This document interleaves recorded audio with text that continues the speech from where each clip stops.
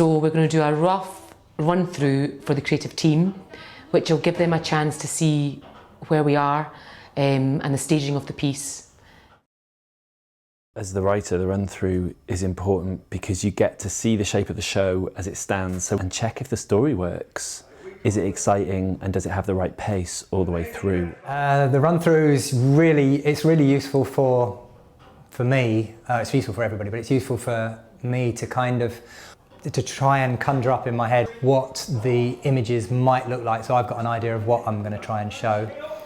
And while the performers are doing their stuff and on the set, to imagine how that video would feel. As it happens, I've been in rehearsals like the last few days, and what we're starting to see now is the structure of the piece coming together a little bit more. So I start to get a clearer idea of what it needs musically in certain parts, and then watching the run through, I kind of get a sense of the transitions and the timing and I guess the cadence of changes in the music and the sound.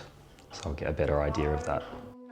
Well, it's particularly important as Karen, the designer, and I have been discussing the role of the man, and at the moment we're finding it a little bit complicated to work out when he's playing which part, because he's playing several parts throughout the production.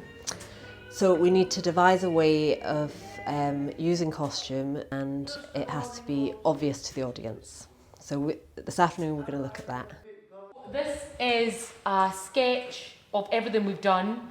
We've done more at the beginning, we've fleshed that out more. There's a middle section which hasn't been worked on for a while, and the end section is probably more detail. Some of the transitions aren't right at the moment, and that's the story. Things may stop, that's fine, but we'll just try and keep going.